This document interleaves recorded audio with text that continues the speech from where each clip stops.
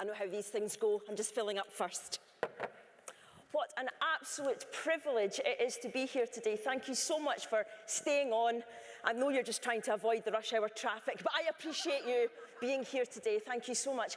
Quite honestly, I mean, this is the gig. I mean, for a coach, you know, who's just set out in a kind of coaching service, this is the gig. I mean, this is like, I suppose, Live Aid for educators.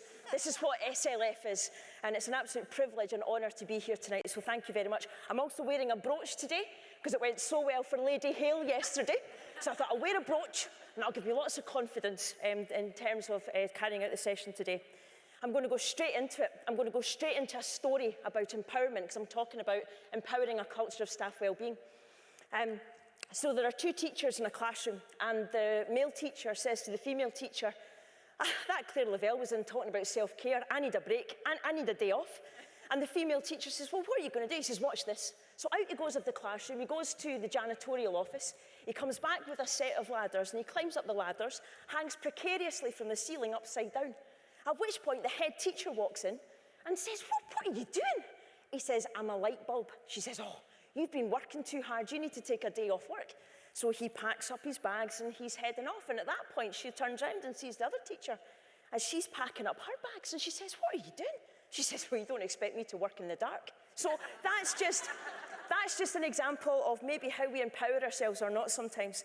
But yes, I'm Claire Lavelle. I run the Hive of Wellbeing. I say I run the Hive of Wellbeing. I am the Hive of Wellbeing. It's just me at the moment. Managing myself on a daily basis is quite tricky, and I want to share some of that with you today.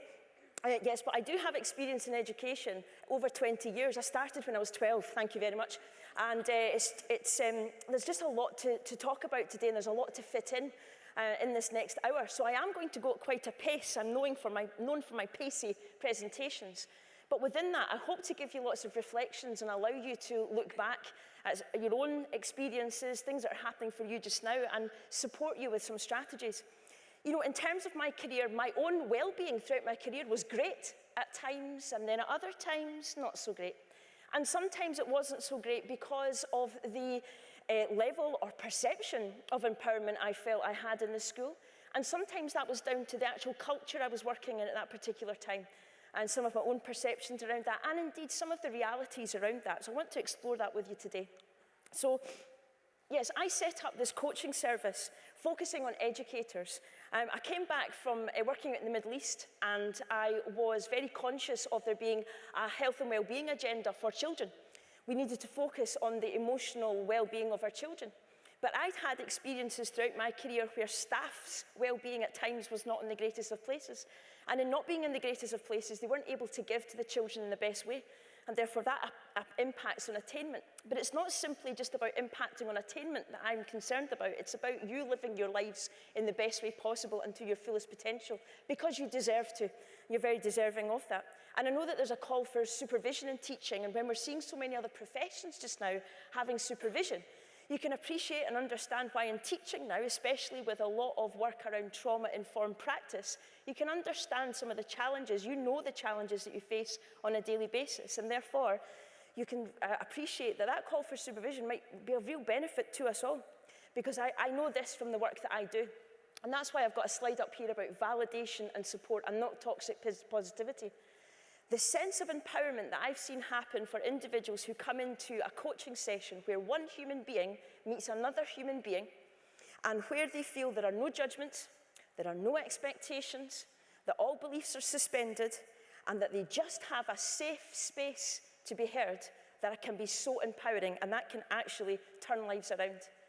So here are some of the ideas I'm going to go through today. As Eric Morecambe once said to Andre Previn, but not necessarily in that order. Those of you who remember that sketch from many years ago, I clearly didn't start teaching at 12, did I? Yes, indeed. But I want to talk about this idea as well of validation and support. So the work that I do centres around these three themes. People come to see me on a one-to-one basis, or they'll see me in group sessions, and they'll say to me, Claire, the relationships in school are not great. Or I don't seem to fit into this team, or things are really challenging for me just now. Or it's toxic. Some people use that word toxic. Some people talk about trust being low.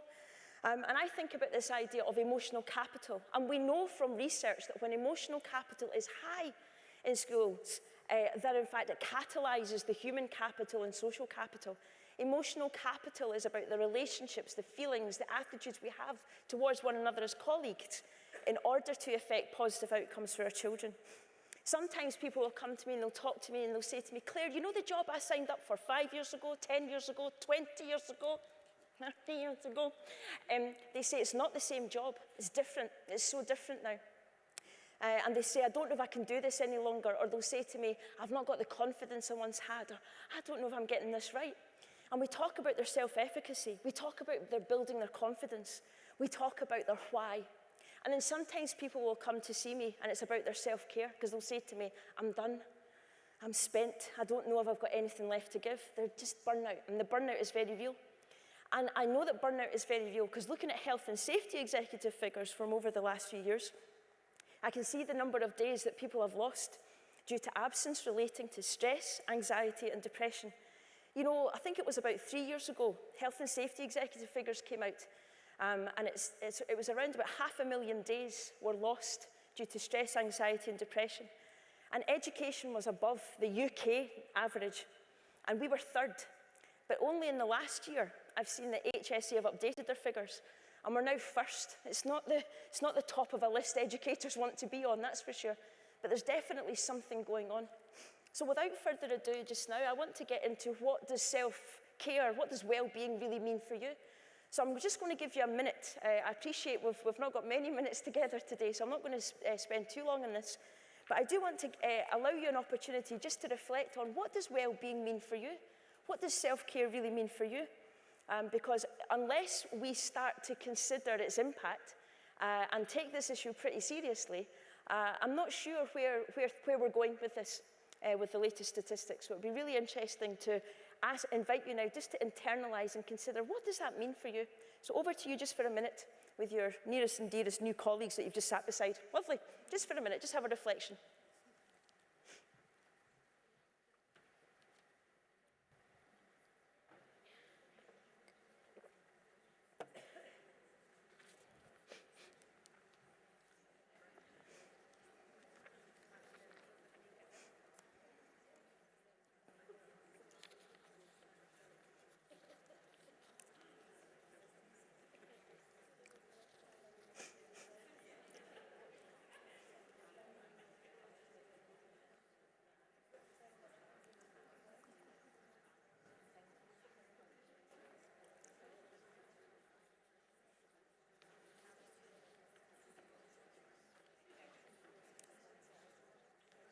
Thank you so much. Moving swiftly forwards. But I wonder if some of our experiences in that top left-hand quadrant, I wonder if it's just the small things that maybe make the difference. Maybe it's the coffee club, the informal coffee club at the end of the day, just to allow us to decompress. And the second question, I know that looking at some of the research, that autonomy and self-efficacy, autonomy is a word I've heard a lot of today, and that idea of self-efficacy, that idea of personal agency, they feature largely. So in some of our discussions around what gave me that empowerment, I wonder if those themes are coming through as well. And this whole idea of what consciously we do to add value to our own well-being. Do we really value it? I remember as a teacher and as a head teacher organising different health and well-being days. And it was great until we had a Pilates session on one particular occasion, and one of our poor teachers did her back in, wasn't in for 3 months. So much for the health and well-being day, you've got to be so careful. So in terms of how we meaningfully engage our staff and support one another with our health and well-being, what do we need to do? But there's something about being conscious and staying conscious of what you do, of your why, and the impact that you have. Because what I find is that being conscious of boundaries is essential to your well-being. Being really clear about what you can and cannot do of a day, of a week, is so important in terms of preserving and supporting your self-care. I want to give you an example just now. Please forgive me, because I never use these apps. And it's not because I have so many offers, but I believe that there are dating apps out there one's called Tinder, as I understand. Now, I don't know how to use Tinder. I really don't know. I don't know if you swipe left, right, up or down. Honestly, I do not know, right? But I want you to imagine this scenario. Imagine that on one of these dating apps, you saw somebody called Work, and you thought, oh, they look nice. What do they do? and you find work so engaging. It's so wonderful. And what you do is you go on a date with work, and work is just, so much autonomy. It's just so great. I love life with work. It's wonderful. And then a few dates later with work sits you down and work says to you, look, I don't want you exercising regularly any longer. I don't want you eating healthily. And I want you to see less of your family and friends. I want you just to hang out with me. You'd be giving it work. That is it. We are done. We are so over.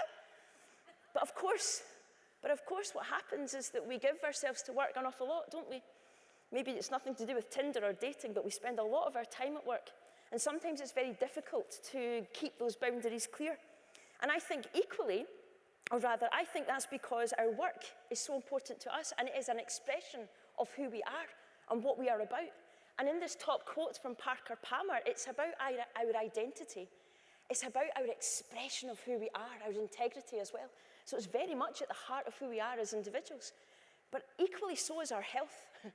And therefore, we have to consider very, very carefully and very clearly what are the boundaries and how much of me can I continue to give to work in the best way and in a very productive way and in a way that's going to continually sustain me and support me. Because sometimes the overwhelm is very real. And if we don't have self-care at the very center of what we do, then things can go quite awry. You know, the overwhelm, the top left-hand picture here, the overwhelm can feel very, very real at the beginning of the term or as we go into the term a few weeks in. And we start talking about this word stress. Very stressful, stressy. I'm so stressed out. But what does that word mean? What does stress mean? Well, stress is a physiological response, and stress is the fight or flight response. And therefore, when I'm stressed, I am trying to keep myself safe. But there are no saber-toothed tigers, so it's not about a physical need to survive now. It's about a psychological need to survive. People will often say to me, I'm really stressed out. What they're saying to me, though, is I'm really fearful of not meeting a specific need. I'm maybe not going to meet deadlines. I'm actually not good enough, comes up quite a lot. And it makes me think about if we're feeling that overwhelm and we're associating not meeting deadlines with a sense of not feeling good enough, please speak to someone. I know a really good coach, but please speak to someone who can really support you and really look out for you, because otherwise we can habituate to that. And this poor lady down here is representative sometimes of that kind of pathological idea of stress becoming quite a habitual response, and we're triggered at times that we perhaps wouldn't normally expect. So recognize those triggers, recognize that you're maybe in a pattern of having those responses, and consider how you support yourself. Another kind of symptom of stress is that kind of depersonalization. We just maybe don't want to be around people at the moment. We just want to just keep things nice and simple, very robotic, very safe. But in doing so, it can take us into a place that's not terribly resourceful, where we just keep to, this is my role, I'll just keep within this, and we depersonalize in a not very helpful way. So always keep checking in with yourself. I think it's back to one of our keynote speakers earlier today who was talking about the joy of teaching. You know, keep checking in with, I'm feeling the joy, I'm still feeling that passion. And then, of course, there are times when you realize that your chemistry degree is maybe going to open other doors for you. And you're thinking, maybe there's another role for me. You know, sometimes people leave. But it's recognizing when we have that urge to leave, are we leaving in terms of, are we leaving with a really good sense of why we are leaving and in a resourceful way? And what are we moving to? I know that in November and December times in some staff rooms, people start to talk about the M&S application forms because there's going to be a Christmas rush, and you're laughing because you've been there. I'm just saying. So being aware of our self-care is so important. People stay in teaching, and how do we support you? And I believe that our thoughts are central to the work that I do. I believe that our thoughts are central to our self-care. Apparently, we have 60,000 to 120,000 thoughts every single day. And apparently, 90 to 95% of those thoughts are the same thoughts that we had the day before that. And it kind of makes sense. You get up in the morning, you follow your routine. Oh, it's all going swimmingly well. You drive to work or you cycle to work, and you think, how did I get here? I wasn't thinking about the road at all. But we're very habituated. But there's also something about noticing the impact of those thoughts. I'm going to ask you to do something just now, please, which is a little bit strange and weird, but just go with it. They're filming me, they're not filming you, so don't worry about it. And I'd ask you, please, to just close your eyes if you're comfortable to do that. Close your eyes just now. If you don't want to close your eyes, that's fine. But if you close your eyes and imagine that you're holding a lemon, I want you to do that for me just now, and then I want you to cut open the lemon, please. Squeeze out the juice of the lemon and try and soak up all of the juices from the lemon that you've just cut. Can I ask you to do that for me just now? Delicious. And can you open your eyes just now, please? Did anybody get a sense of maybe drawing your cheeks together or a kind of sour taste? And yet there's no lemon, it's imagined. Because the brain doesn't know the difference between what is real and what is imaginary. And therefore, every time we have a stressful situation or stressful thoughts, we are creating a lot of cortisol in our bodies, racing through our bodies for something that might never, ever happen. And so there's something for me in the self-care that I talk about noticing our thoughts and noticing your habitual thoughts. And how are those thoughts supporting you? There's also something about our capacity not just to notice our own thoughts, but notice that other people have thoughts about us. And sometimes that's not always very helpful, because what are they thinking? And I talk about thoughts because the studies that I've looked at regarding self-care and burnout and stress, I don't have any friends now. I just kind of look at these things. I study these things now. I used to have friends and a hobby, but not now. This is my new hobby. But when I've looked at these studies on burnout and stress and education, every single one of the studies talks about not the actual workload or the actual student behaviour or the actual leadership. They talk about perceptions of, which is just remarkable. Perceptions of. So please don't think that I'm saying today, so just change all your thoughts and it will all disappear. Marvellous, thanks, Claire. No, it's not as easy as that, and it's not as real as that. I've met the most positive and resourceful people who have faced incredibly real challenges, but I've also seen those same people turn things around for themselves because they've changed their relationship with how they see workload, with how they see student behaviour, and how they see the school leadership that they are working with. So I do believe it's about our relationship with our thoughts and with our thoughts about work. Because the relationship that we have with different aspects of work, they then can become our stories. Now, I believe that Janie Godley refers to this lady up here as Big Teresa. So I'll just talk about Big Teresa here, Theresa May, and her story way back in the day. I mean, it seems like years ago now, doesn't it? Yes, there's been so much happening. But she talked about strong and stable leadership. Now, what does that tell us? There's a whole story within that, just within a few words. It tells us that, she might be really strong. She actually might be quite bull-minded. And it also tells us that it's going to be stable, or does that mean less risk? Does that mean it's not going to be creative? What does that tell us?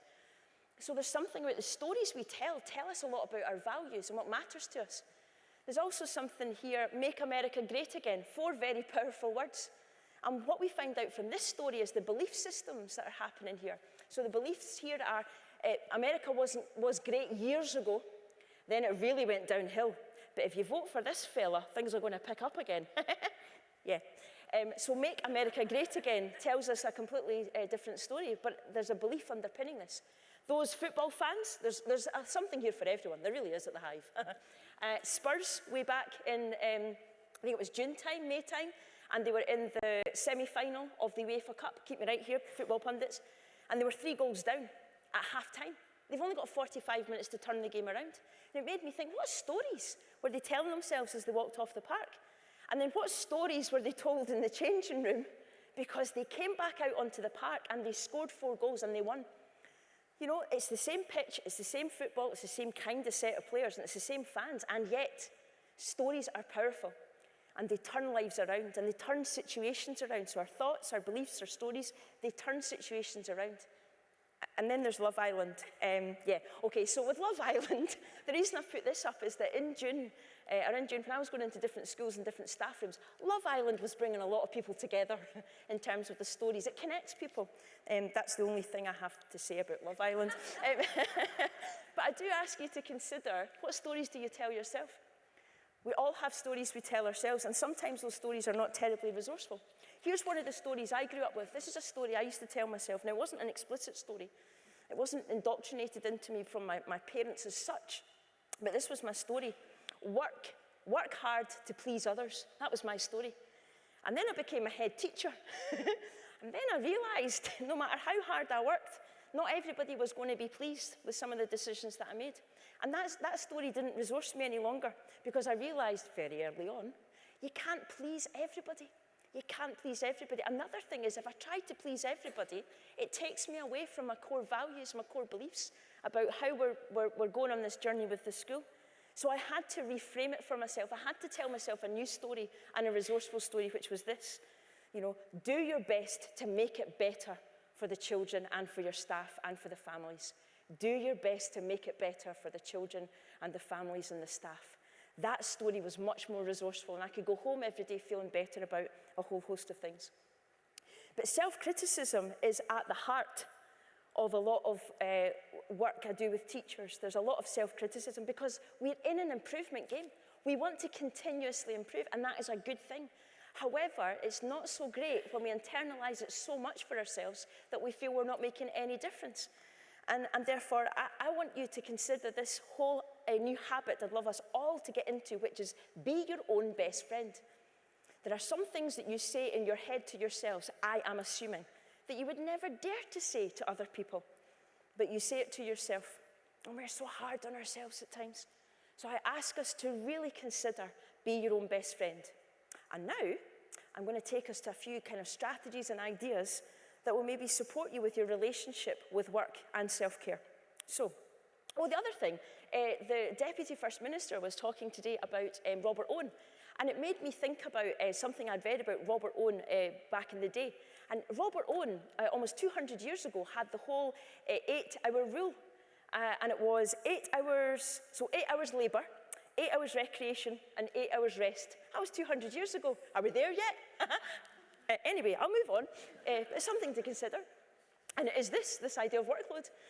Oh, yes, because it's very key in our minds, very foremost in our minds. And here's what I say to people when we're working together on issues around workload. The first thing is this: be conscious and deliberate and intentional on what you do every single day. I talk to teachers about planning success for yourself. If I am knocking my pan in every day to plan success for these students, I want a return for myself. I want to feel good about this. I talk to people about not planning a to-do list which resembles an IKEA receipt. You know, you're just going for candles. You never just come out with candles, do you? No, and the receipt is this length. You know, that's people's to-do list. But in fact, how much of that are you really going to get through? And how much on your to-do list was there 3 weeks ago, 4 weeks ago? You know, it just feels good, though, to tick it off, doesn't it? Yeah. Sometimes people add things to their to-do list, don't they? I did that today, I'll just add that on. Yes, I know. So there's something about completion. And it's true, we need completion as human beings. We need to know we've done something. Dopamine is released in our brains, we feel fantastic. But sometimes we don't create or plan for our success in a very effective way. If I have 3 goals a day, and I achieve 3 goals, I feel good about myself. And here's what I also ask people to consider is this matrix. You'll have seen this matrix before, I know. But I don't want you just to associate it with how we do work. I want you to associate it with how you do work. How intentional and deliberate are you in terms of the things that you do every single day where you get a high return. You're investing your time and your energy every single day. You want a return, and you deserve a return. You deserve to feel good about the work that you do. So in green, we want to do all the stuff that's green. Amazing. But in amber, there are some things that perhaps are just laborious to begin with. They're going to take a bit of time, and we're not seeing the returns initially. But then in time, it might become high impact, high effort, or high impact, low effort. What are those things that I can identify every day? And then I've got in red, low impact, low effort. Now, I know you're sitting there going, Claire, why on earth would I do anything like that? Of course not. But you know, just to give you an example, as a teacher, I used to do spelling tests on a Friday. 20-minute spelling tests, amazing. So group 1, 2, and 3, they'd line up, we'd do the spelling test, amazing. And then 10 out of 10's amazing. And then they would go and do the extended piece of writing, and there was no correlation between the results I'd had in the spelling tests and what they'd actually written in the extended piece of writing. So that was not a good use of my time. So I ask you, plan, be intentional, because we want time back. We want time to invest in the things that we want to feel good about in our lives and want to devote to. And unfortunately, again, we need to become clear about some of the unhelpful habits that we have in the use of time. I used to do an exercise with teachers where I'd ask them to write down what they did in the last 24 hours. I said, write down what you did in the last 24 hours. Let's get really intentional about the time we're using. And I remember one lady saying that she'd spent from 4 o'clock till 5 o'clock in the staff room complaining to colleagues about the assembly timetable. And I thought, how enjoyable was that for everyone? How good was that? But I appreciate we need sometimes to go into a place to feel safe, to just go, oh, this is tough. However, a whole hour? And perhaps complaining's just become a habit, and it's not terribly resourceful. Another thing here, I'm not going to go through all of these things, but another thing here, this is not about fighting in the staff room. I'm not an advocate of full paggers in the staff room. But jiu-jitsu, I've been reading a book in the last, well, I read a book about a year or so ago by Emma Sapala called The Happiness Track. And what she talks about is not managing your time, but managing your energy. And my understanding of jiu-jitsu, not being a jiu-jitsu champ quite yet, but my understanding of jiu-jitsu is knowing when to deploy energy for an attack and when to pull back from an attack. And I think about educators, I think about yourselves, and I think, how often do we just come in on a Monday morning and we're just drive, no dead time, move. But I do wonder if that's always an efficient and a good use of our energy. There's a TED talk by a gentleman called Tony Schwartz, and it's entitled, "The Way We're Working Isn't Working." And he says, we're not robots, we're not machines, we're human beings, we pulse. We have blood pressure, we have breath, we have a heartbeat, we pulse. So there's something for me about how we manage our energy and not necessarily our time. Some of the work I do is with teachers and leaders who are suffering from chronic pain or suffering from chronic illness. And just a kind of example of one just now is whereby, talking to some clients, they'll maybe come in and they'll say, look, Claire, my energy levels on a Monday, the white line, are quite low, but by Wednesday I kind of pick up a bit, and then by Friday it's kind of dipping a bit because I'm really tired. My positivity from Monday to Friday is a pretty straight line on the up there. But that's because they are feeling they're getting through their week. It's going really well. They're actually getting through the pain, and it's amazing. And then they'll say to me, but my workload, look at my workload on a Monday. And I'll say, yes, it's quite an anomaly. What's happening on a Monday? And they'll say to me, what do you mean? I'll say, well, what's with the workload being high on a Monday? And they say, well, because it's Monday. And I'll say, yes, but why is it so high for you? They'll say, it's Monday. So there's something there about our belief about what we do on a Monday. We come in and we've got to really drive hard at it. So I ask people to really consider, how can you flow a bit more with your week? Which lessons, which experiences are the ones you need to really drive at, and which are the ones you can maybe facilitate a bit more? Because there's still great value in facilitating, observing, stepping back to just see what the children are achieving, what the young people are doing, and managing your energy in a way that supports and is successful for everyone. Because burnout is real, and if we keep driving, it's maybe not going to be so effective for us all. So this is a book by Christina Maslach, The Burnout, The Cost of Caring. And in chapter 4, she talks about doing it on your own. And what she's referring to is she interviewed hundreds of people working in the compassionate services. So firefighters, social workers, teachers, doctors, nurses, a whole host of people working in the kind of giving industries, if you like. And some people never burnt out, and she wanted to know why. What stopped them from burning out? And here are some of the reasons. And she also interviewed those who had burnt out and had come back. So at work, these are some of the things that people put in place, and the going home, the transition, was equally important. Recently I carried out a session and working with head teachers, and one head teacher said to me, I miss my husband. And of course at that point you think, oh, this is going a bit personal very, very quickly. And I thought, oh gosh. So I was very compassionate. I said, I'm really sorry. When did you lose your husband? She says, oh no, it's just I'm back to school now after the holidays, and I just missed the time with him because I don't see him now. And I thought, oh my goodness. So there's something there about clear boundaries. There's something there about saying, it's not about saying no, not never. And there's also something about who are you when you're not at work. Getting the balance and understanding who you are, your own identity. So I'm just going to play. I like to play with a few ideas if I have some time today, which I think I do. I'm going to play with some ideas. I do this as a coach. I just play with ideas all day. It's great. I get to play all day. Not with people's lives, but with ideas to support people to have better lives and to transform their lives. And I'm a very simple person. I think you've probably worked that out already. Very straightforward, very simple. But I just took some definitions about empowerment, and it made me think about this idea. We're talking a lot about empowerment today, and this definition. And this first definition, it says that authority or power is given to someone to do something. Made me think about giving, and empowerment is given. And I thought, how different is that then from permission? And does that matter? Is that important? What can we play about with here? Because it made me think about the recent climate strikes that are happening. And it made me think about this idea where people, especially our young people, they felt empowered. They felt really empowered to take a stand. And I thought, where did that empowerment come from? Because that empowerment wasn't necessarily given. Schools were still expecting children to turn up, and employers were still expecting people to turn up to their different organisations. But it made me think about this. It's not about permission then as such. So where does this empowerment come from? And it made me think about it's got to come from within. So we can't just have an empowerment agenda that's given. It has to be an empowerment from within. And it comes from that place of moral purpose. We know what the right thing is to do. And it was great to hear Mr. Swinney today talk about the idea of autonomy, about power. It's got to come from the teachers.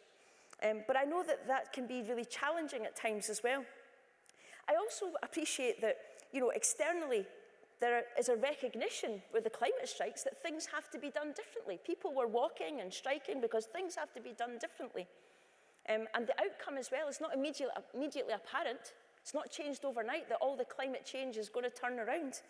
But there's recognition that steps are being taken.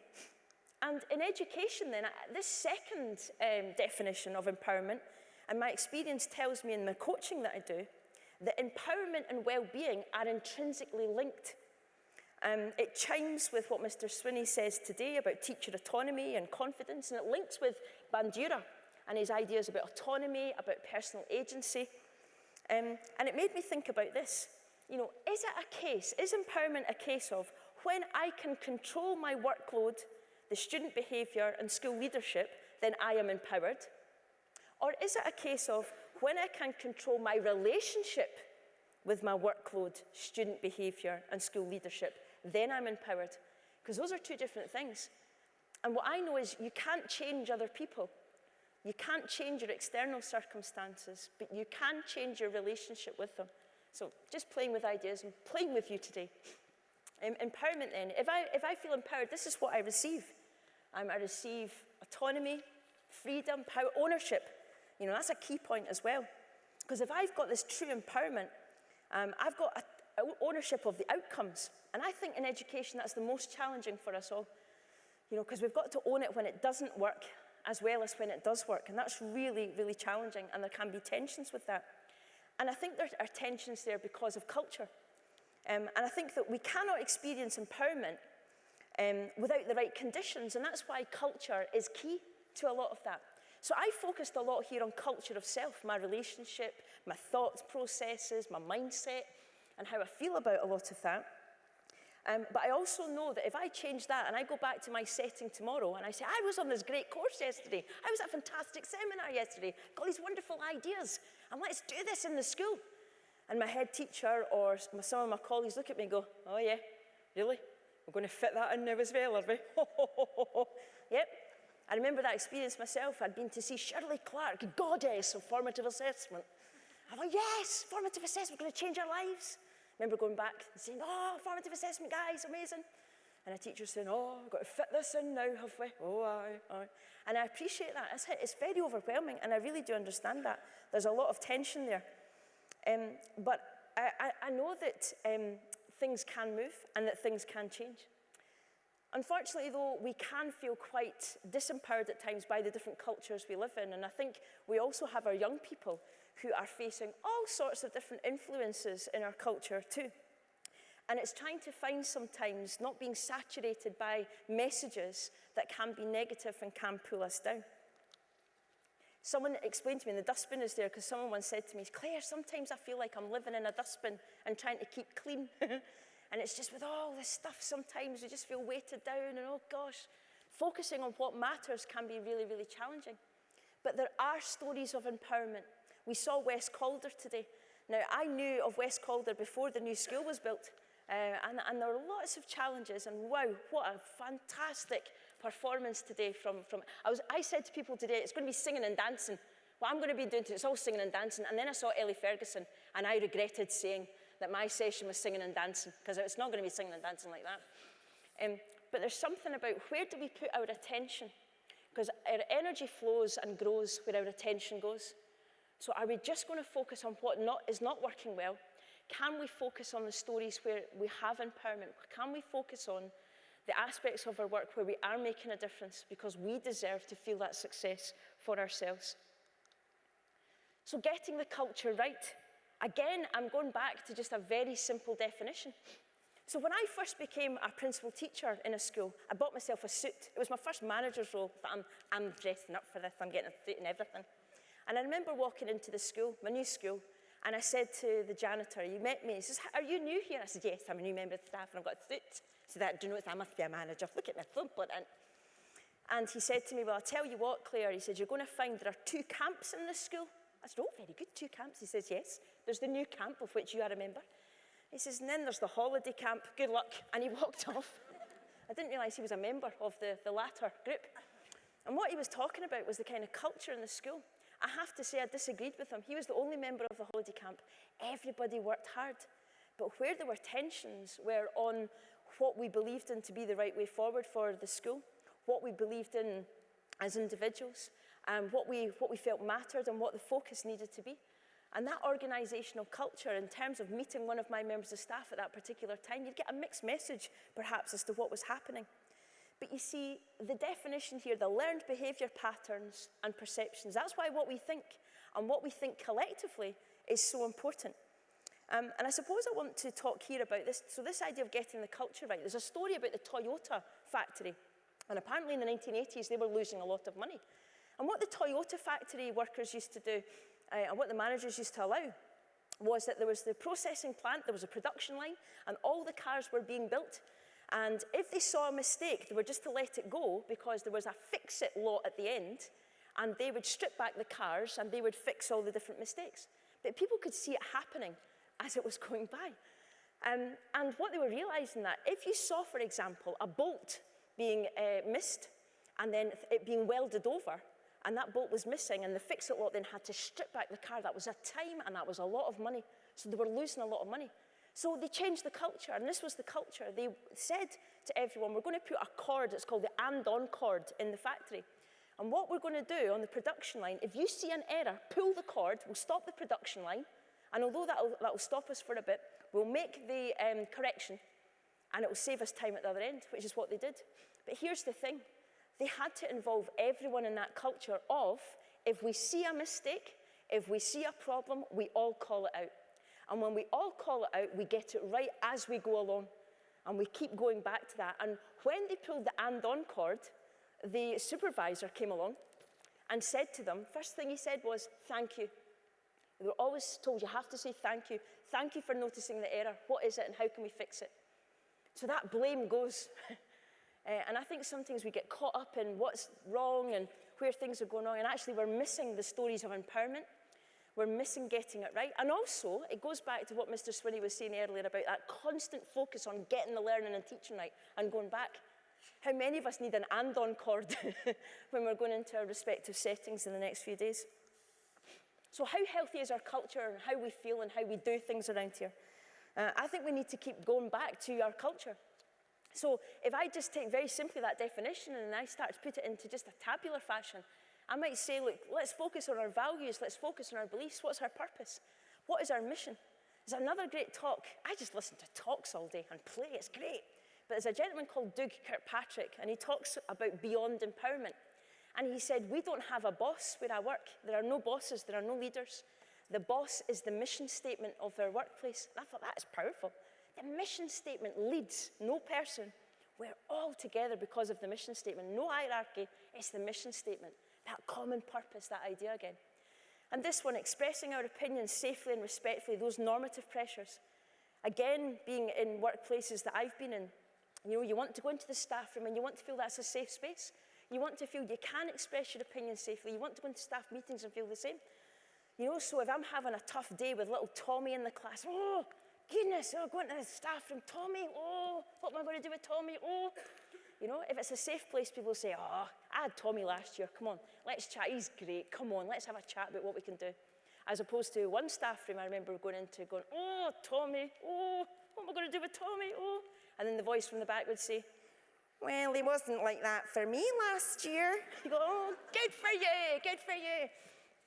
So expressing ourselves safely, knowing we're respected, knowing that we're supported is so important, and that's what brings us together. That emotional capital connects us, connects our hearts. So often in education, we can be stuck in our heads and working from here. But we didn't come into teaching to just work in our heads. It's winning hearts and minds at all times. And I love this tweet. I thought this was an interesting one.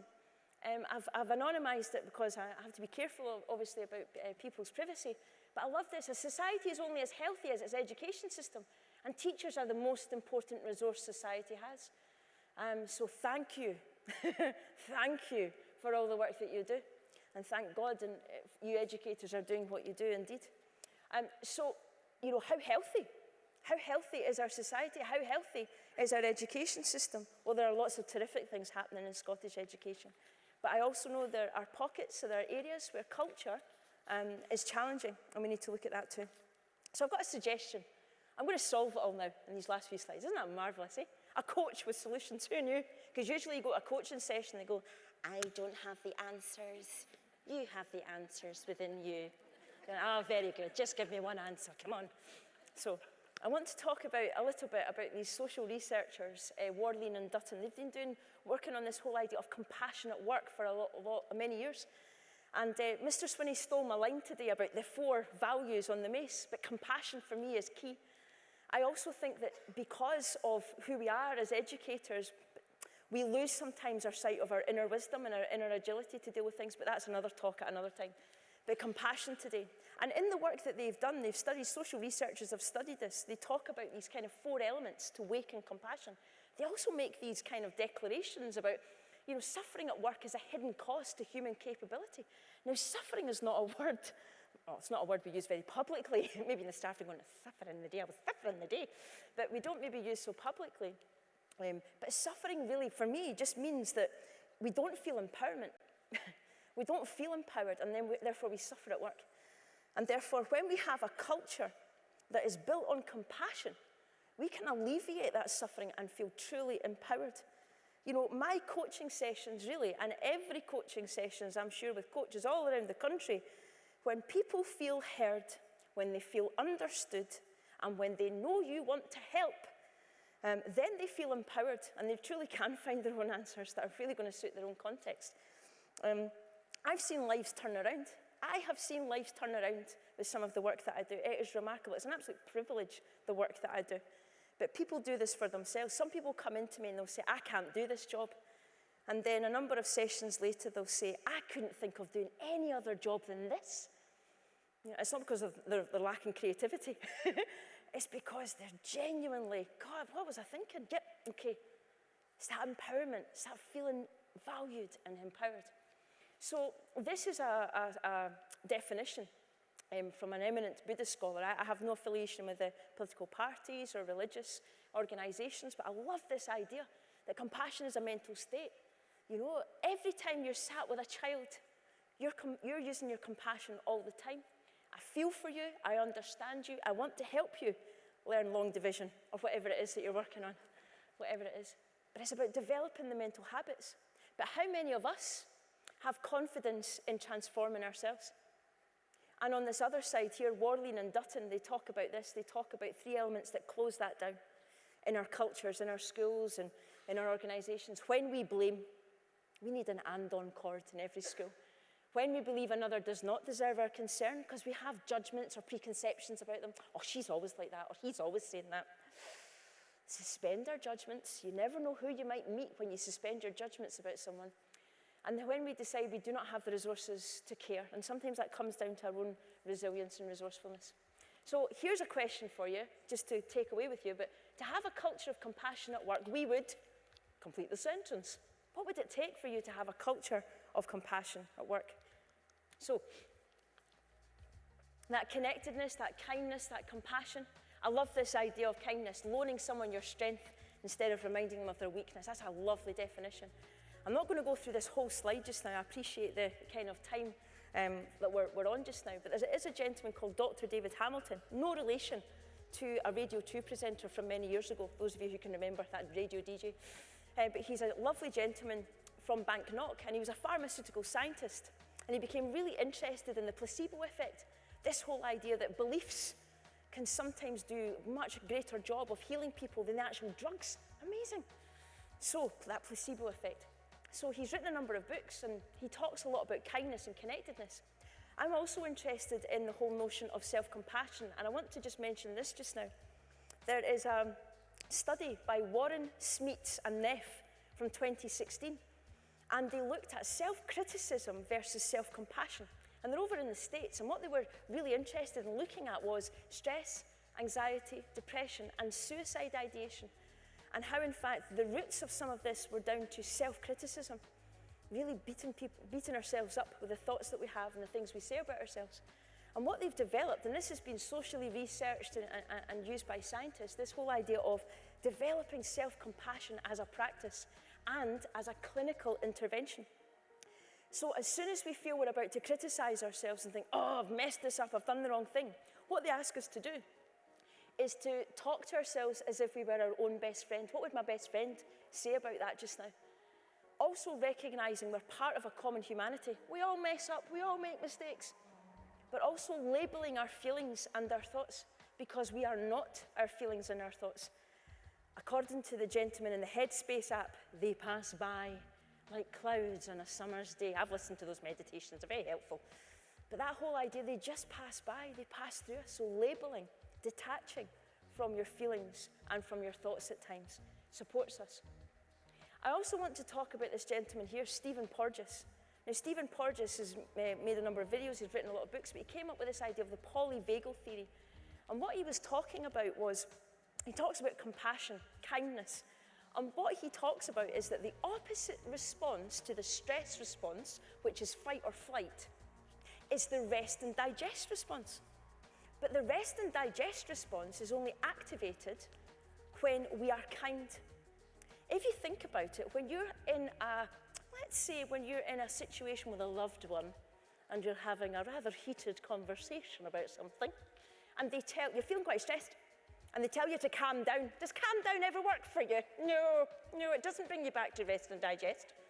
What brings you back to rest and digest is them being kind to you. I'm sorry, did I maybe speak to you in not a nice way? Well, actually, you did speak to me in not a nice way, but I'll maybe forgive you. So that kind of kindness brings us back to rest and digest. And what is it that causes that? Well, kindness releases oxytocin in our bodies. Oxytocin creates nitric oxide. Nitric oxide reduces our blood pressure, increases our vagal tone, which is part of our vagus nerve, which is a cranial nerve, which runs through my brain, through my heart, and into my tummy, and brings me back to rest and digest, and also regenerate. Apparently it's responsible for slowing aging. I'm actually 84, but I'm just so kind. I know, exactly. So that rest and digest response. So if we have communities based on compassion, cultures based on compassion, then there's maybe something to support us regarding our connectedness at a physiological level and reducing our stress levels as well. And just this last bit of fun fact for you on this particular slide, there's a study carried out by John Gottman, who is, this is just for a bit of fun, who's a psychotherapist, has been for many, many years. And he ran a study in the 90s, and the study was interviewing 700 newlywed couples. And for 15 minutes, each of the couples would come in, be interviewed by John. And what John would then do is after 15 minutes, he could predict with 92% accuracy whether the couples would stay together or not within 10 years. That's a guy you want at the altar. I mean, it really is. John, is this a good idea? I mean, I don't know. Amazing. But what was it? It was the 5-to-1 ratio. When couples were interacting, he noticed that when it was 5 kind things to maybe 1 kind of negative thing, they had a chance of surviving. So try it tonight, and if it's 4-to-1 or less, you can pack your bags. It's up to yourselves. Moving on to the last couple of slides just now. Bit of fun. But I tell you what else is good for your well-being, focusing on your why, using your why to sustain you. So there's a paper carried out by 2 Norwegian philosophers, educational philosophers called Hovide and Fine. And what they did in 2014 is that they followed head teachers around for a period of time. We call it stalking, but they call it research. Strange, isn't it? It's all nuanced. But what they did was they followed these head teachers around and they asked them this one question. What do you care about? What do you care about? And one of the head teachers says, you have to give of yourself. And what she meant by that was, whatever I do is an expression of myself. You know that Parker Palmer quote? That whole idea of giving to others in a way where I'm aligned with myself, my passion. Oh, makes me feel so good. And then they relate it to the work of a gentleman called Harry G. Frankfurt, who was a philosopher, and he talked about philosophy, the importance of what we care about. And he said, there are 3 things that we focus on, but the 2 main things we focus on is epistemology, and they thought, Hovide and Fine thought about the curriculum, thought about education, You know, 2 times 2 is 4, 3 times 3 is 9. That's what we're focusing on, what we know to be true. Also, what is right and what is wrong. You go into any school, any educational setting, there's always something about behaviour or positive relationships. But Harry G. Frankfurt said there's a third dimension, and the dimension is what to care about. What do you care about? And Hovide and Fine say we need to look at this in education as well, because in education, people come into it for a whole host of different reasons. Some people in their paper, they say, come in because of a love of learning. They want to pass on that candle of learning. Some people come in because of a love of nurture, or a love of relationships, or a love of community. Whatever it is, that's what is going to sustain you. So I ask you to consider tonight, before you go tonight, what do you care about? What is your continual why? Because continually going back to that is what is going to sustain you. But sometimes we have to play the long game, don't we? Sometimes little Tommy's not just having an off day on a Monday morning when I walk into the staff room. He's having a tough week, or he's having a tough month, or a tough year. It is really tough. And therefore it's tough for us all, because we all feel it and we all want to make it better. And that's the frustration sometimes, isn't it? We want to fix it. And the thing about it is, no teacher in the history of education has ever gone to their head teacher and said, just to let you know, Sandra, I'm not coming in the rest of the term because my class can read now. Thanks very much. You know, there's always stuff to be done. There's always more to be done. It's never going to be fixed. So sometimes it's recognising what we can get done of a day that will suffice, and come back in to add value and meaning to those children's lives the next day. And it is the long game. I've played the long game all my life. And recently, when I was at the Edinburgh Fringe Festival, I was waiting with a good colleague of mine, Ian. Ian and I taught 23 years ago together. And we were waiting to go, and I had my glass of Horlicks with me. Yes, very sensible. And as I was going into the show, there was a gentleman in front of me with his wife, and the gentleman turned round and he said to me, "Are you Miss Lavelle?" And I said, "Of course, no." And I walked away, because you're never going to be sure. I said, "Yes," I came back. I said, "Yes, I am." And I looked at him right in the eyes. I went, "Oh, Johnny, Johnny." I said, "Johnny, how are you?" I taught Johnny in my first class. And he says, "Oh, I'm great, Miss Lavelle." Still call me Miss Lavelle. "I'm great, Miss Lavelle. It's really nice to see you." I said, "What is it you're doing now, Johnny?" He says, "I'm a policeman." I went, "Oh, really, Johnny? Discipline matters to you now." "Oh, very good. Delighted for you, Johnny. Good for you." But absolutely delightful to meet him. Now, the thing is, he didn't say to me, "Miss Lavelle, you were my favourite head teacher. You changed." He didn't say that. He told Ian that, but it's fine, I'm over it. But he didn't tell me that. But what he did say to me was enough, because it was an acknowledgement that I'd been part of his long game, and that perhaps along the way I'd made a bit of a difference. And I suppose I want to end with this, and hopefully the video will play, because I think this is the long game that we're all involved in. Oh no, can we play the video? Oh, thank you.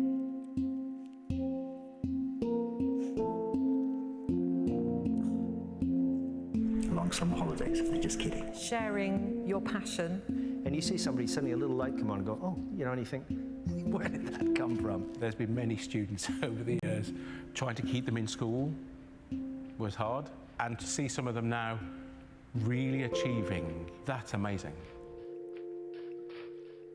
There was a period of time where I was quite quiet and blended in, and Mike had this great way of beginning to unlock that. It's kind of his fault, but I now work in theatre. The moments we shared in those lessons were priceless. He made me feel brave enough to step into it. I think if he'd never taught me, I'd probably still be working at Starbucks. Don't go in it for recognition. Hello, stranger. Oh my goodness. How are you doing? Hey. You right? I brought you here today to express how much of an impact you've had on my life. Oh my goodness. Hi. Hi, Jonathan. Love you lots. I actually first met Jonathan when I was only 10. He's caring, contributing, awesome, fantastic, funny, intelligent, and most of all, is one of the best human beings I know. I mean, this man deserves an OBE. Because he makes you feel important. I'm now doing what I love, and I'm doing it because of you. So thank you for everything. Thank you. Oh. That's really lovely. Yeah, can I make it? Yeah. I don't get emotional. If you can change someone's perceptions of themselves and make them better than what they thought they were, then I think you've done a good job. Thanks very much.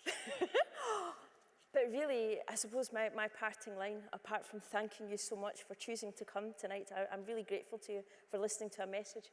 But is this, I suppose, it's not just about changing your young people's perceptions. Every day, every week, I ask you to continually change your own perceptions of who you are and actually looking at the difference you do make every day because you do. And I thank you for it every day. Thank you so much for coming tonight. I'm Claire Lavelle. Be nice to speak with you at some time in the future. All the best to you. Thank you very much. Thank you. Thank you very much.